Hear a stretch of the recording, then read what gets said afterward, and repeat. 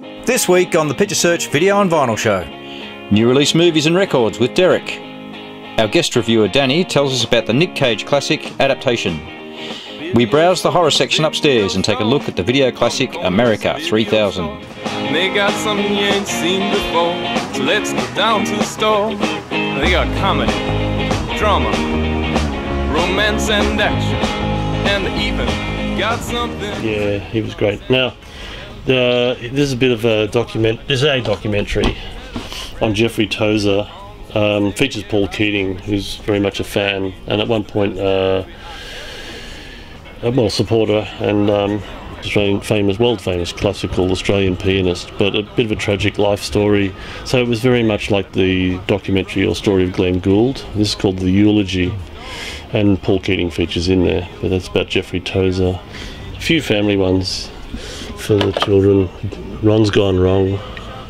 I guess for fans of Dora, Encanto is very new. The Mitchells vs. Machines, that was really clever. I really enjoyed that. And also it's got two different layers of animation in a way, but then you get another layer on top which represents the daughter's thoughts. When you see things through her eyes, there's exclamation marks and little comments and expressions done in like written over in texter, completely superficial, sketchographed over comments over the top. But that was good fun about are they dysfunctional or are they just actually work well together sort of family? It was a lot of fun. I enjoyed that. Another documentary, The Sparks Brothers. That was a real hit. Everyone was talking about this when they saw it for the first time. It was at some sort of festival, I believe. I've heard of them, but I'd never actually bought an album of The Sparks. Through the 70s into the 80s, they churned out lots of albums, but the doco was great on these two brothers. I don't know if I want to give anything away, except I recommend it as if you like a good documentary. The Sparks Brothers. Blue Bayou was really good drama. This man, he was adopted at the age of 3 from Korea by an American family, but there's still issues with can we deport him if he commits a crime, like many other people and many other American stories. Apparently they can still send you back even if you've lived there for 20 years. The county is Icelandic. That's about perhaps when a farm co-op maybe turns into the man itself. People feel obliged to join the co-op, or there's pressures there when a bit like Animal Farm, when the little man becomes the boss, I suppose, in a way. But that was good drama, Icelandic drama. The county, about farmers. This is pretty surreal, strange. Lamb, if you like strange, weird stuff, slightly David Lynch-esque, I guess. Is it a sheep or is it a human child? It's got legs. I enjoyed it. It's odd.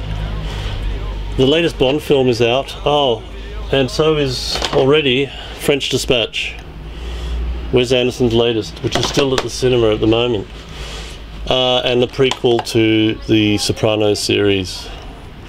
A young Tony Soprano, played by his James Gandolfini's son, The Many Saints of Newark.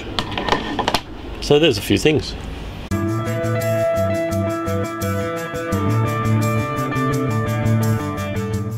Hi, I'm Danny. So recently I rented adaptation of Dr. Zhivago and a French film that I forgot the title of. Yeah, so the story's basically about a struggling screenwriter who struggles to adapt a book called The Orchid Thief, written by Meryl Streep's character. The screenwriter's played by Nicolas Cage. There's twin characters in that, and it's essentially about him struggling to adapt this book. The film's very multi-layered. It involves elements of the actual book itself and fictitious elements that both him and his twin brother, also played by Nicolas Cage. Yeah, it's really funny, multi-layered, very meta, but also like the performances were also amazing with Meryl Streep and I think was it Christopher Cooper, I can't remember the other actor's name, that plays the orchid expert. But like the cinematography was also really cool, the editing was awesome. I remember the score was also really, really interesting, but it was probably the screenplay and the performances that stood out the most to me.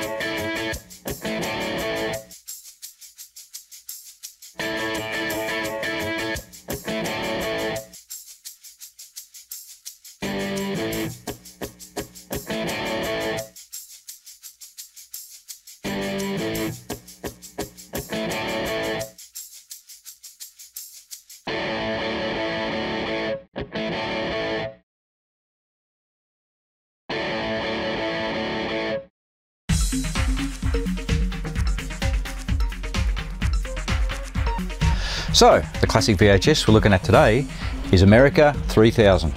From Canon Films, we visit the post-apocalyptic 1980s style yet again. This time, from the ashes of World War III, women have risen to become the dominant species, using men as manual labour, playthings and love slaves.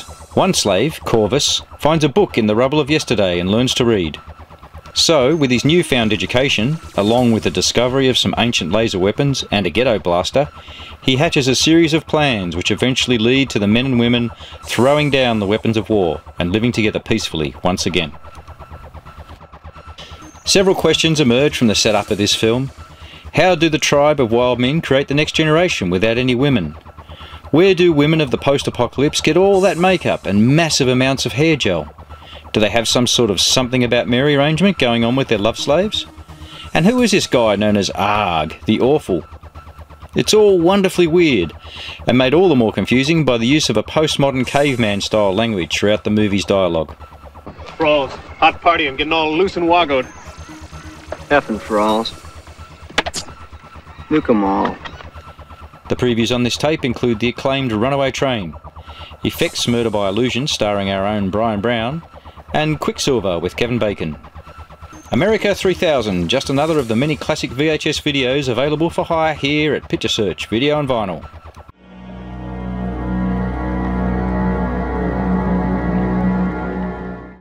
Hello, and on the shelf browse today we'll be looking at what one of our customers refers to as the legendary horror section.